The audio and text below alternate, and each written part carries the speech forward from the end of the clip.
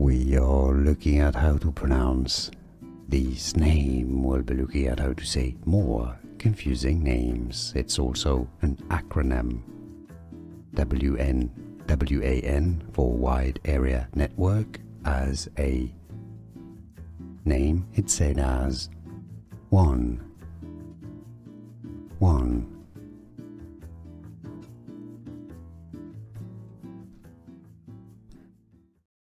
We are looking at how to pronounce this name. We'll be looking at how to say more confusing names. It's also an acronym. WAN for Wide Area Network. As a name, it's said as Wan. Here are more videos on how to pronounce more confusing words and names too many mispronounced. Like this video if you found it useful. I appreciate your support. I'll see you soon and thanks for watching.